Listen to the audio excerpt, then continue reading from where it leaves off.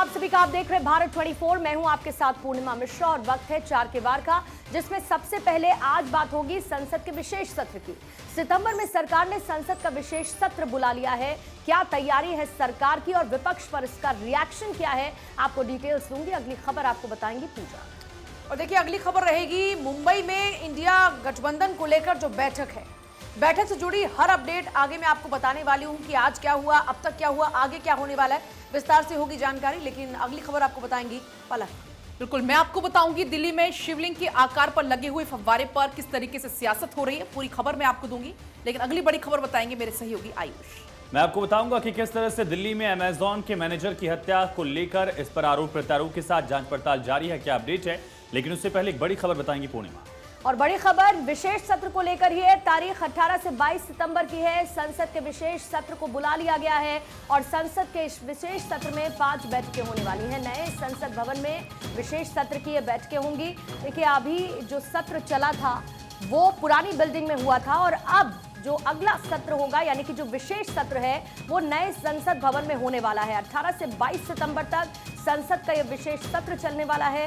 खबरें ये हैं कि ऐसे बहुत सारे बिल्स हैं जो सरकार चाहती है कि पास हो, और क्योंकि पिछला सत्र हंगामे की भेंट चढ़ा था, मणिपुर हिंसा हो, इसको लेकर लगातार चर्चा हो, सदन से वॉकआउट विपक्ष की तरफ से किया जा रहा था और ऐसे में बहुत सारे महत्वपूर्ण बिल पेंडिंग थे।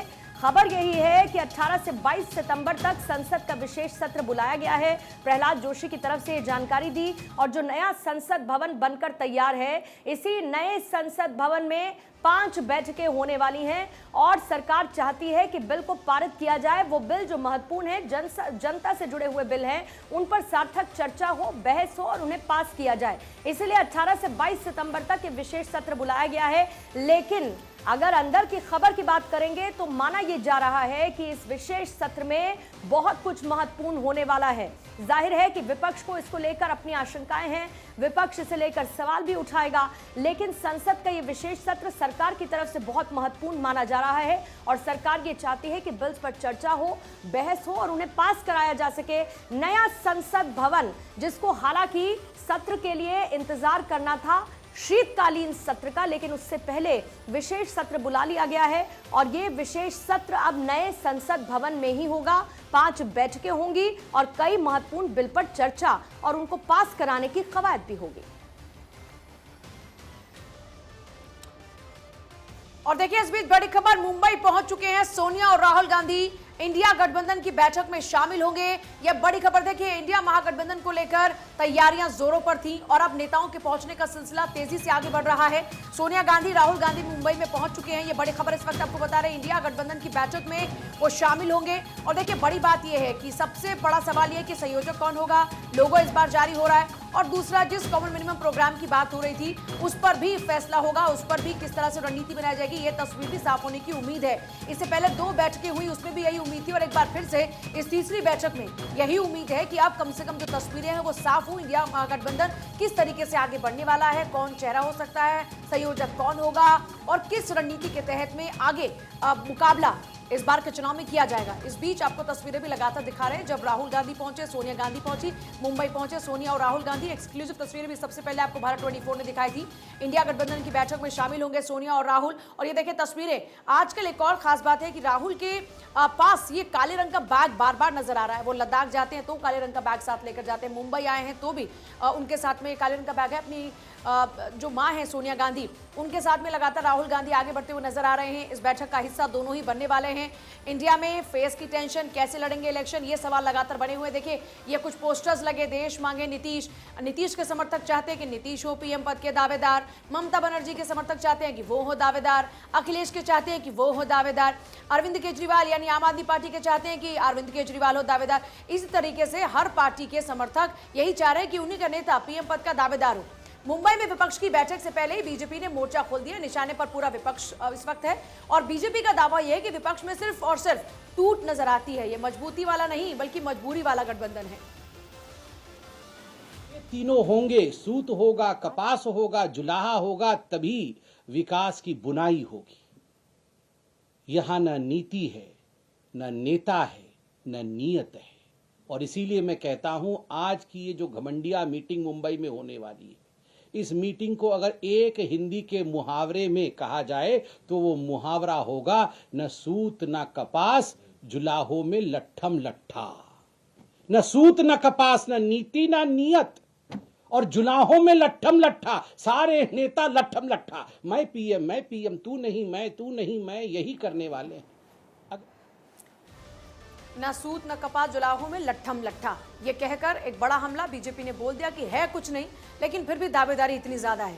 देखिए, हालांकि ये बात और है कि विपक्ष को पूरी उम्मीद है कि उनकी बैठकों में जो इस वक्त लगातार चर्चा चल रही है देश की राजनीति को लेकर, उसने सरकार में खलबली मचा दी है। और इसी को लेकर क्या कहना है संजय राउत का, जरा देखिए एक बार। रक्षाबंधन की तरह ही मजबूत है। हम सभी एक दूसरे के साथ ऐसे रिश्ते से बांधे हैं, वो रिश्ता है इस राष्ट्र की रक्षा का, देशभक्ति का, और एक कोई रिश्ता हमारा तोड़ नहीं सकता। हमारे में कोई मतभेद नहीं है, मनभेद नहीं है, और किसी प्रकार के भेद नहीं है। आज आपने देखा होगा पूरी तैयारी मुंबई में हो रही है, हो चुकी है। डेलीगेट्स का आना शुरू हुआ है कल रात से।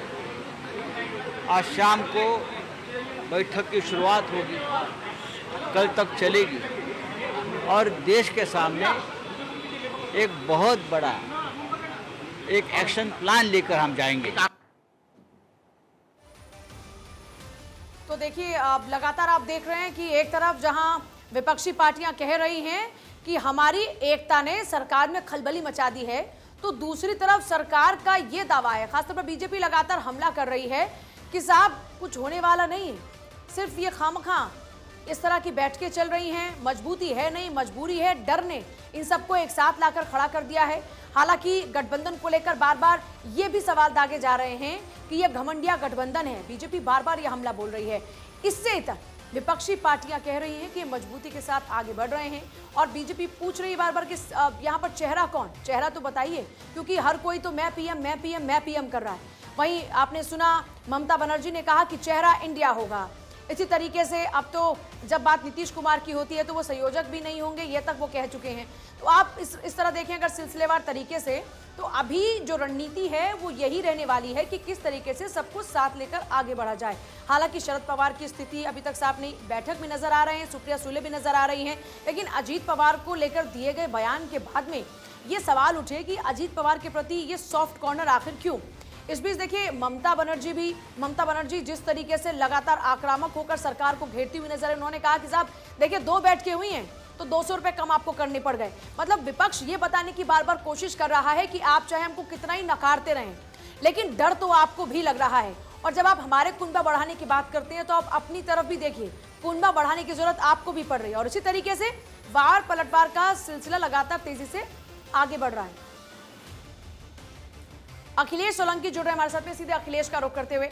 अखिलेश, तमाम नेताओं के पहुंचने का सिलसिला जारी है, अभी आपके पास क्या अपडेट है, फिलहाल क्या तस्वीरें नजर आ रही हैं वहां? मेरे पीछे आप बैकग्राउंड में देख रहे हैं पूजा, थोड़ी देर में राहुल गांधी यहाँ पहुंचने वाले हैं और प्रेस से मुखातिब होंगे। जो एक बड़ी प्रेस कॉन्फ्रेंस है वो कल होगी, लेकिन इमरजेंसी में प्रेस कॉन्फ्रेंस बुलाई गई है।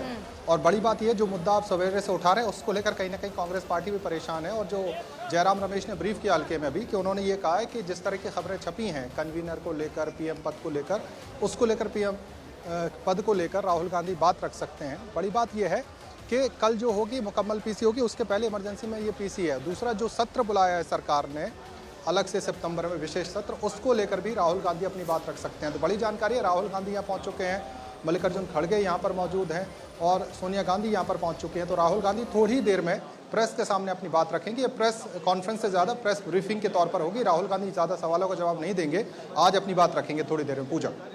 अखिलेश, लेकिन जिस तरीके से जब से ये बैठक शुरू हुई, यदि हम पटना की बात करें, इसके बाद बेंगलुरु में हुई और उसके बाद अब आज मुंबई में होने जा रही है, जो कुछ सवाल हैं, आखिर INDIA का लोगो क्या होगा, झंडा क्या होगा, शीट शेयरिंग का फॉर्मूला क्या होगा, तो क्या उम्मीद है इन सबके सवालों के जवाब मिलने की?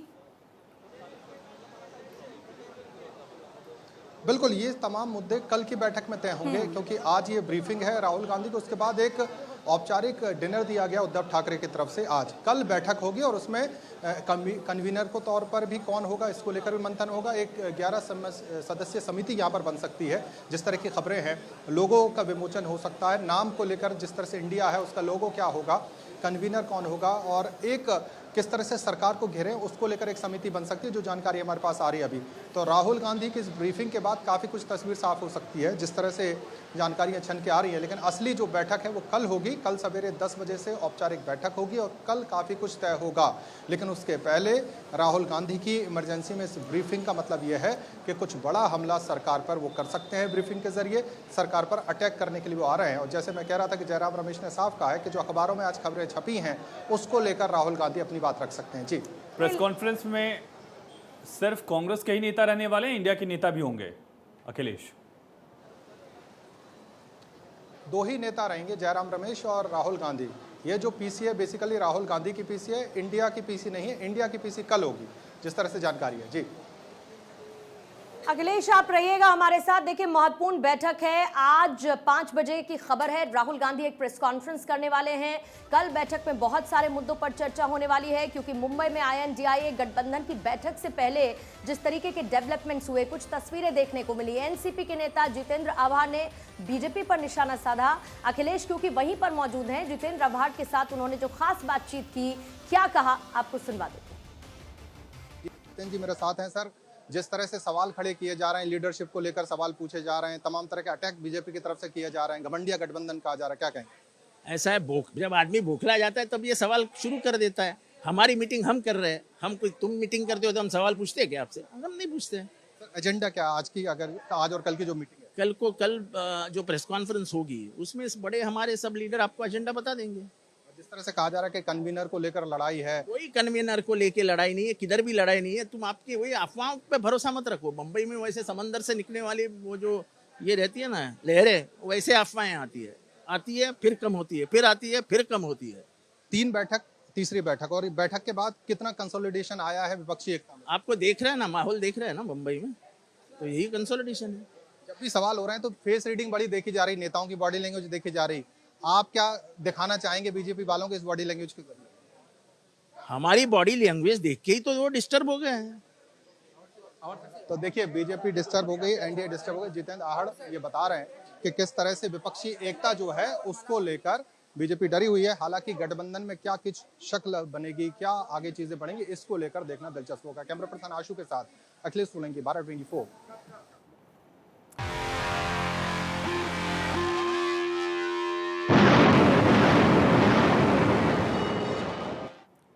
बात दिल्ली की करेंगे, क्योंकि दिल्ली में लगे हुए शिवलिंग आकार के फव्वारे धौला कुआं इलाके में जो लगाए गए हैं उसको लेकर अब काफी विवाद पैदा होने लगा है। हनुमान चौक से दिल्ली कैंट तक 12 फव्वारे लगाए गए हैं। शिवलिंग की आकृति है, जिसके होने की वजह से इस बात को लेकर विवाद बढ़ता जा रहा है। सनातन आस्था के अपमान का आरोप लगा है। G20 को लेकर दिल्ली में सजावट की जा रही है और उसमें ये शिवलिंग नुमा फव्वारे लगाए गए हैं। धौला कुआं इलाके में ये तैयारी की गई है। G20 में डिग्नेटरीज आने वाले हैं, उनके स्वागत के लिए, और उससे पहले G20 की खास तैयारी, जिसके बाद ये फव्वारे लगाने के बाद विवाद बढ़ता जा रहा है। सजावट के नाम पर सनातन धर्म का अपमान हुआ है, इस तरीके के आरोप लगाए जा रहे हैं और इसको लेकर अब बयानबाजी भी तेज होने लगी है। तस्वीरें इस वक्त आप देख रहे हैं, ये धौला कुआं के पास की तस्वीरें हैं, जहां पर शिवलिंग आकार आपको नजर आ रहा है। और ये वो फव्वारे हैं जो दिल्ली को खूबसूरत बनाने के लिए G20 की बैठक से ठीक पहले जगह जगह लगाए गए हैं। ये 12 फव्वारे, जिसको लेकर अब विवाद बढ़ता जा रहा है और ये आरोप लगाया गया है कि सनातन धर्म का ये सीधे सीधे अपमान है। एक तरफ तो अरविंद केजरीवाल जी और उनकी पूरी मिनिस्ट्री और पूरा आम आदमी पार्टी क्रेडिट लेने की होड़ सी लग गई है कि देखिए पूरे देश के दिल्ली के अंदर जो ब्यूटिफिकेशन हो रहा है वो आम आदमी पार्टी करवा रही है। लेकिन आज जब वो जो फुआरे लगे हैं उसमें एक शिवलिंग का जो वो आकार सा लग रहा है, उस पर अगर सवाल उठ रहे हैं तो ये आम आदमी पार्टी बताएगी ना, क्योंकि PWD ने, जहाँ तक हमारी जानकारी है, PWD ने वो फुआरे लगवाए हैं। तो डिपार्टमेंट जो है वो तो अरविंद केजरीवाल के अंडर में, जो पूरी दिल्ली का क्रेडिट वो ले रहे हैं, ब्यूटिफिकेशन का क्रेडिट ले रहे हैं, तो ये इसका भी क्रेडिट वो लेंगे या नहीं लेंगे? अब कड़वा कड़वा वाली कहानी है कि कड़वा कड़वा थू थू वाली कहानी है, तो ऐसा तो हो नहीं सकता। भारतीय जनता पार्टी का ऑफिशियल ट्विटर हैंडल देखिए, बीजेपी ने शिवलिंगों के अपमान की तस्वीर डाली है और बीजेपी ने चिल्ला चिल्ला के कहा है कि यह शिवलिंगों का अपमान प्रधानमंत्री नरेंद्र मोदी के नेतृत्व में हो रहा है। दिल्ली का एलजी वो गए हैं और उन्होंने शिवलिंगों के अपमान की तस्वीर डाली है और उसकी वाहवाही लूट रहे हैं कि अपमान हम करवा रहे हैं। तो एलजी के खिलाफ कार्रवाई होनी चाहिए। कैंटोनमेंट एरिया की सड़क है, एनएचएआई का प्रोजेक्ट है, नितिन गडकरी और एलजी ने इसका उद्घाटन किया है। मेरा सवाल यह है कि शिवलिंगों का अपमान क्यों किया गया? भारतीय जनता पार्टी को, प्रधानमंत्री नरेंद्र मोदी जी को, देश के तमाम बीजेपी के कार्यकर्ताओं को ये झूठ फैलाने के लिए और शिवलिंगों का अपमान करने के लिए देश से माफी मांगनी चाहिए। देखिए, आप और बीजेपी के बीच में जुबानी जंग शुरू हो चुकी है। इस बीच इस पूरे मामले को लेकर हिंदू महासभा के अध्यक्ष चक्रपाणी महाराज का क्या कहना है? एक तरफ तो महाकालेश्वर या काशी विश्वनाथ जी के जा रहे हैं लोग भक्त दर्शन करने, वहाँ पे शिवलिंग को तक पहुँच नहीं पा रहे हैं, दूर से दर्शन कराए जा रहे हैं। पास में पहुँचने के लिए जलाभिषेक के लिए पैसे लिए जा रहे हैं। दूसरी तरफ यहाँ पे G20 क्या इतना महत्वपूर्ण है कि शिवलिंग को लगा करके उनका शिवलिंग के द्वारा स्वागत किया जाएगा? तो जिन्होंने प्रतीक लगाया है ये बहुत ही गलत किया है। आप सड़क पे वो लगा रहे हो, शिवलिंग का वो लगा रहे हो, या तो उसको मंदिर ही घोषित कर दो, उस क्षेत्र को पूरी तरह शिवलिंग का वो किया जाए। लेकिन शिवलिंग का प्रदर्शन करने का वो नहीं है। शिवलिंग किसी के स्वागत के लिए नहीं होता, बल्कि शिवलिंग आस्था का प्रतीक है। और इस तरह से सड़क पे लगा देना पार्कों में, तो ये बड़ा दुर्भाग्यपूर्ण है। जिसने भी किया है उनको तत्काल उसके खिलाफ कार्रवाई करनी चाहिए। और इस बीच एक बड़ी खबर मिल रही है, जम्मू कश्मीर में चुनाव को लेकर केंद्र सरकार का सुप्रीम कोर्ट में जवाब। जम्मू कश्मीर चुनाव के लिए तैयार है। केंद्र सरकार की तरफ से यह कहा गया, जम्मू कश्मीर में सबसे पहले पंचायत चुनाव होंगे। यह भी केंद्र सरकार ने कहा। साथ ही यह भी बताया कि पहले पंचायत चुनाव और पंचायत चुनाव के बाद निकाय चुनाव होंगे। जम्मू कश्मीर में चुनाव कराने पर चुनाव आयोग फैसला लेगा। तो बड़ी खबर आपको बता दें, जम्मू कश्मीर चुनाव के लिए तैयार है। केंद्र सरकार की तरफ से कहा गया है, सबसे पहले पंचायत चुनाव होंगे और पंचायत चुनाव के बाद होंगे निकाय चुनाव और फैसला लेगा चुनाव आयोग कि कब चुनाव कराने हैं। तो कुल मिलाकर जो पेच फंसा हुआ था जम्मू कश्मीर में चुनाव को लेकर काफी लंबे समय से, अब चुनाव का रास्ता साफ होता हुआ नजर आ रहा है। और जो फाइनल फैसला है वो चुनाव आयोग लेगा कि कब चुनाव होने हैं। वोटर लिस्ट लगभग बनकर अब तैयार है। जम्मू कश्मीर में सबसे पहले पंचायत चुनाव होंगे और पंचायत चुनाव के बाद निकाय चुनाव होंगे। तो ये बड़ी खबर है जम्मू कश्मीर में चुनाव से जुड़ी हुई। केंद्र सरकार का सुप्रीम कोर्ट में ये जवाब है कि जम्मू कश्मीर अब चुनाव के लिए तैयार है। वोटर लिस्ट भी लगभग बनकर तैयार हो चुकी है। जम्मू कश्मीर में सबसे पहले पंचायत चुनाव और उसके बाद निकाय चुनाव होंगे।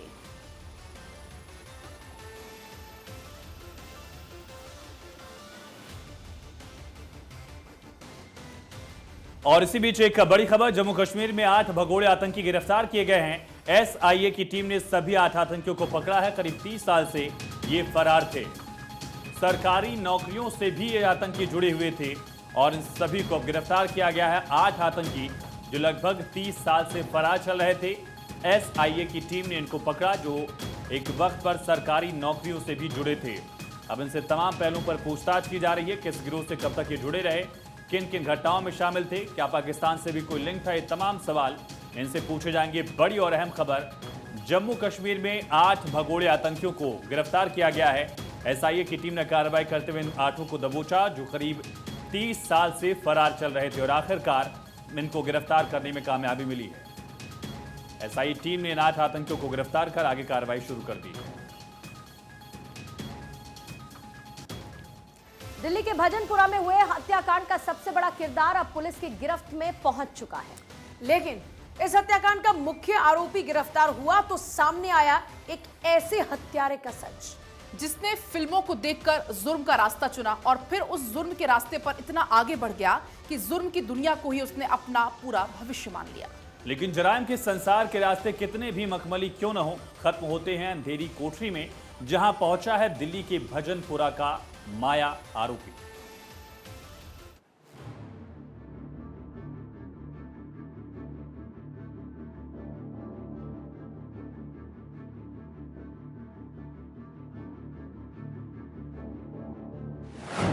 नाम बदनाम, पता कब्रिस्तान, उम्र जीने की, शौक मरने का।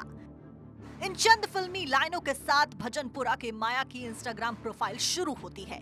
वो माया जिसने जुर्म की दुनिया में कदम ही फिल्मों को देखकर रखा, बॉलीवुड फिल्म के खलनायक के नाम पर अपना नाम माया रखा और फिर जुर्म के रास्तों पर इतना आगे बढ़ गया जहां से वापस आना आसान नहीं। 29 तारीख की रात दिल्ली के भजनपुरा में अमेज़न के सीनियर मैनेजर का मर्डर के बाद ही समीर उर्फ माया की तलाश पुलिस को थी और ये तलाश खत्म हुई बिलाल गनी की गिरफ्तारी के साथ। लोग इन्वेस्टिगेट कर रहे हैं, कल से इन्वेस्टिगेट कर रहे हैं, तो इसमें एक हमें ब्रेक थ्रू मिल गया है। एक हमने एक्यूज़ को 5 जो लड़के थे उनमें से एक की हमने गिरफ्तारी रात में डाली है, बिलाल है उसका नाम, और उससे पूछताछ चल रहा है, बता रहा है वो अपने बाकी साथियों के नाम भी। उसका एक साथी शायद स्पेशल सेल ने पकड़ लिया है, तो अब 3 जो बाकी बाहर हैं, हम लोग की टीमें लगी हुई लगातार निरंतर हम लोग मेहनत कर रहे हैं कि वो 3 भी जल्दी से जल्दी हमारे हाथ आ जाए। गिरफ्तारी के बाद जैसे जैसे समीर की हकीकत खुलना शुरू हुई, सामने आया कि वो डॉन बनने की ख्वाहिश रखता था, जुर्म की दुनिया में पहचान बनाने के इरादे थे और 29 अगस्त की रात उसका सामना अमेज़न के एक सीनियर मैनेजर से हुआ। दोनों के बीच में रास्ते से गुजरने को लेकर झगड़ा हुआ और इस झगड़े में समीर ने अमेज़न के मैनेजर हरप्रीत की जान ले ली। मोटिव इन लोग का इस तरह का कुछ नहीं था, पर जैसे मैं आपको अभी बता ही रहा था कि ये रात में खा पी के 5 दोस्त निकले अपने 2 टू व्हीलर पे और एक पतली गली संकरी गली में पहुंचे भजनपुरा में, जहां सामने से मोटरसाइकिल पे ये दोनों विक्टिम आ रहे थे। तो वो गली इतनी सकरी है कि उसमें दोनों टू व्हीलर पास नहीं हो सकते, एक को रोकना पड़ेगा, साइड देना पड़ेगा। तो उस बात के ऊपर इनकी ज़रा सी बात पे कहा सुनी हो गई, वहाँ पे गाली गलौज शुरू हो गया और फिर थोड़ी हाथापाई भी हुई और फिर उसके बाद समीर माया ने वहाँ पे फायर ओपन कर दिया।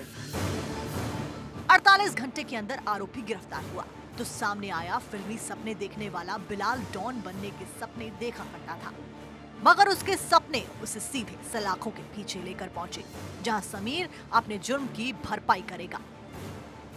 Bureau report, Bharat 24।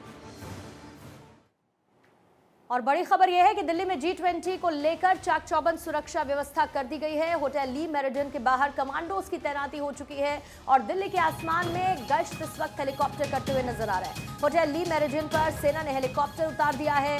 ऊंची इमारतों पर स्नाइपर्स मौजूद रहने वाले हैं। जमीन से आसमान तक सुरक्षा के पुख्ता इंतजाम किए गए हैं। G20 समिट की सुरक्षा को लेकर रिहर्सल हो रही है और ये देखिए आपको हेलीकॉप्टर टॉप पर लैंड करता हुआ नजर आएगा, क्योंकि बड़े बड़े डिग्नेटरीज आने वाले हैं और ऐसे में उनकी सुरक्षा चाक चौबंद होनी चाहिए, किसी भी तरीके की चूक ना हो।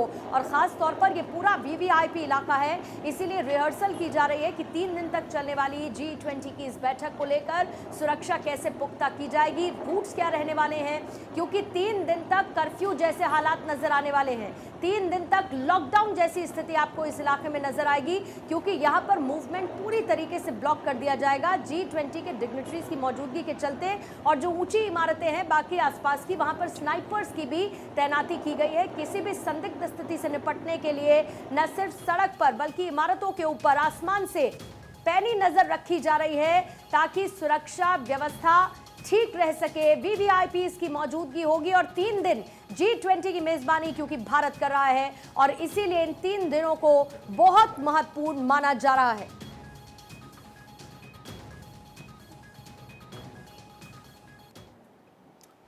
भारतीय नौसेना की क्षमताओं को बढ़ाने के लिए 1 सितंबर को नया युद्धपोत महेंद्रगिरी लॉन्च किया जाएगा। महेंद्रगिरी प्रोजेक्ट 17A के तहत बनने वाला 7वां और आखिरी स्टील फ्रिगेट है।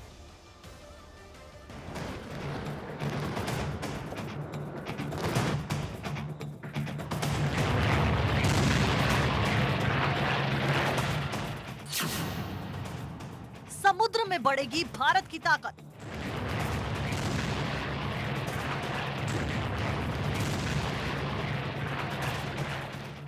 मजबूत होगी भारतीय नौसेना।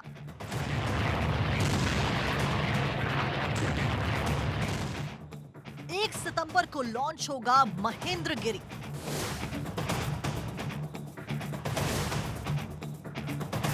दुनिया देखेगी भारत का दम।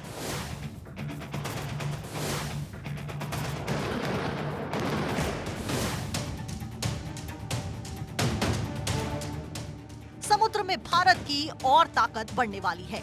भारतीय नौसेना के बेड़े में युद्धपोत महेंद्रगिरी को शामिल करने की सभी तैयारियां पूरी कर ली गई हैं। युद्धपोत महेंद्रगिरी 1 सितंबर को लॉन्च किया जाएगा। उपराष्ट्रपति जगदीप धनखड़ की मौजूदगी में उनकी पत्नी Sudesh Dhankhar Mazagon Dock Shipbuilders Limited में इसका शुभारंभ करेंगी। उपराष्ट्रपति के सचिवालय की ओर से जारी शेड्यूल के मुताबिक उपराष्ट्रपति जगदीप धनखड़ अपनी पत्नी सुदेश के साथ 1 सितंबर को मुंबई का दौरा करेंगे। इस मौके पर उपराष्ट्रपति जगदीप धनखड़ चीफ गेस्ट होंगे, जबकि उनकी पत्नी इस युद्धपोत को लॉन्च करेंगी। इसका नाम पहाड़ी चोटियों के नाम पर रखा गया है। ओडिशा के पूर्वी घाट की पहाड़ियों की चोटियों के नाम पर इस युद्धपोत का नाम महेंद्रगिरी रखा गया है। महेंद्रगिरी कई खूबियों से लैस है। महेंद्रगिरी की खूबियां: बेहतर स्टील फीचर, बेहतर हथियार और sensor, RBU 6000 anti submarine rocket launchers, platform प्रबंधन सिस्टम। अगर बात करें बेहतर स्टील फीचर की, तो ये सुविधाएं फ्रिगेट्स को रेडार और दूसरे सेंसरों से छिपाने में मदद करती हैं। इससे फ्रिगेट्स को दुश्मन के हमलों से बचाने में मदद मिलती है। वहीं बेहतर हथियार और सेंसर इसमें हवा से हवा में मार गिराने वाली missile, anti ship missile, anti submarine missile और एक स्वदेशी रूप से विकसित हथियार प्रणाली शामिल है। ये हथियार और सेंसर फ्रिगेट्स को अलग अलग प्रकार के लक्ष्यों को मारने में सक्षम बनाते हैं। इसमें 2 RBU 6000 anti submarine rocket launchers लगे हैं, यानी यहाँ से 72 रॉकेट दागे जा सकते हैं। इसके अलावा इसमें एक 76 मिलीमीटर की ऑटो मेलारा नौसैनिक गन लगी है। दूसरी तरफ 2 AK-630M CIWS गन लगी हैं, जो दुश्मन के जहाज, हेलीकॉप्टर, बोट्स या फिर मिसाइल पर ऑटोमेटिकली हमला करने में सक्षम है। इस जंगी जहाज पर 2 ध्रुव हेलीकॉप्टर या फिर 2 Sea King M हेलीकॉप्टर तैनात हो सकते हैं। इस जहाज पर 2 मल्टी रोल हेलीकॉप्टर्स को भी रखने के लिए बंद हैंगर्स हैं। प्लेटफॉर्म प्रबंधन सिस्टम: ये सिस्टम फ्रिगेट्स के विभिन्न उपकरणों और प्रणालियों को नियंत्रित करता है। ये फ्रिगेट्स को अधिक कुशलता से संचालित करने में मदद करता है। रिपोर्ट भारत 24। रक्षाबंधन पर भाई को लेकर भावुक हुई वसुंधरा राजे। रक्षाबंधन पर वसुंधरा राजे का भावुक ट्वीट। वसुंधरा राजे ने शेयर की अपने बचपन की तस्वीर। भाई माधवराव सिंधिया के साथ शेयर की तस्वीर। वसुंधरा राजे ने भावुक ट्वीट किया है रक्षाबंधन के मौके पर इस तस्वीर के साथ।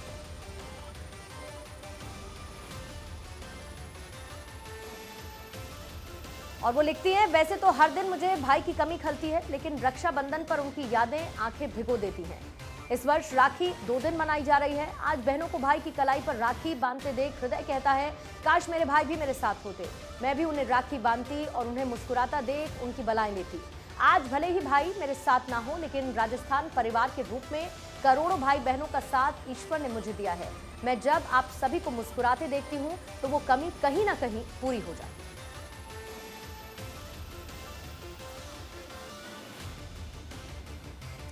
प्रधानमंत्री नरेंद्र मोदी की लोकप्रियता का ग्राफ नई बुलंदियों को छू रहा है। ग्लोबल रिसर्च एजेंसी के सर्वे ने बता दिया है कि सबसे बड़े लोकतंत्र के सबसे बड़े लीडर का लोहा पूरी दुनिया मान रही है। प्रधानमंत्री मोदी आज ग्लोबल पॉलिटिकल वर्ल्ड के सबसे मजबूत और भरोसेमंद ब्रांड बन चुके हैं। देखिए, 2 years there have been many advances in AI, artificial intelligence. At the same time, there have been even more momentous development in another AI, America and India.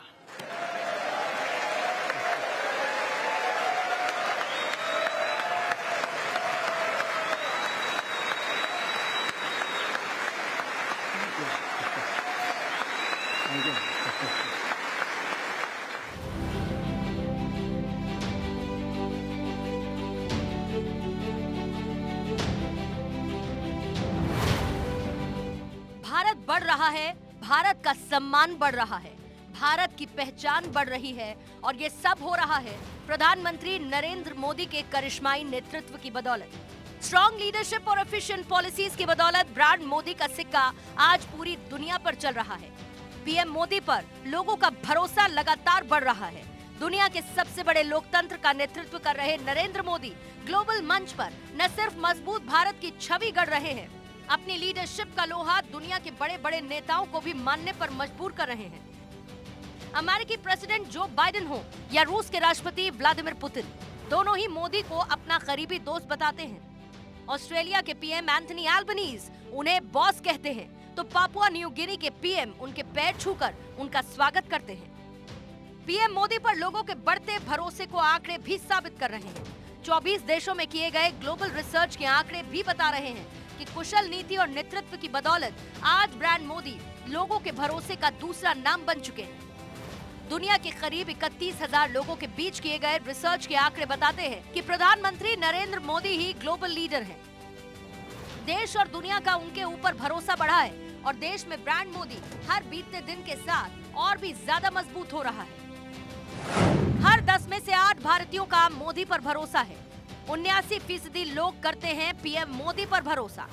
24% भारतीयों का भी प्रधानमंत्री मोदी पर भरोसा कायम है। दुनिया भर में 46% लोगों को भारत पर भरोसा है। दुनिया के 23 महत्वपूर्ण देश भारत को सकारात्मक भाव से देख रहे हैं। इन देशों के 28% लोग मानते हैं कि दुनिया में भारत का कद बढ़ा। 71% पुरुष और 65% महिलाएं मानती है कि मोदी के नेतृत्व से भारत का असर बढ़ा है। यानी पीएम मोदी की लोकप्रियता और भारत का वैश्विक प्रभाव एक साथ बढ़ा है। पीएम पर लोगों का भरोसा लगातार बढ़ ही रहा है। खुद पीएम मोदी भी इस बात को लेकर आश्वस्त हैं कि 2024 के लोकसभा चुनाव में भी जनता उनके नेतृत्व पर फिर से मुहर लगाएगी। आने वाले 5 साल अभूतपूर्व विकास के हैं। 2047 के सपने को साकार करने का सबसे बड़ा स्वर्णिम पल आने वाले 5 साल है।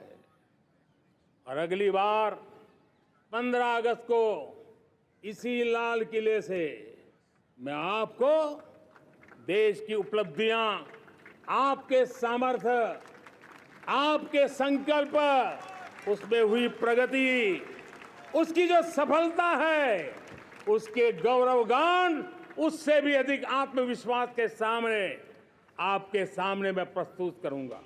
प्यू रिसर्च की स्टडी में लोगों से सवाल पूछा गया कि क्या दुनिया के बाकी देशों के बीच भारत का दबदबा बढ़ा है। इस सवाल के जवाब में 68% भारतीयों का मानना है कि पीएम मोदी की लीडरशिप में भारत का प्रभाव वैश्विक स्तर पर बढ़ा है। मोदी की मजबूत छवि दूर दूर तक कोई नहीं। 68% भारतीय मानते हैं कि दुनिया में भारत का प्रभाव बढ़ा। 12 देशों के 32% लोग मानते हैं कि पीएम मोदी वैश्विक स्तर पर सही फैसले लेंगे। प्यू रिसर्च संस्था ने दुनिया भर में ये सर्वे किया है।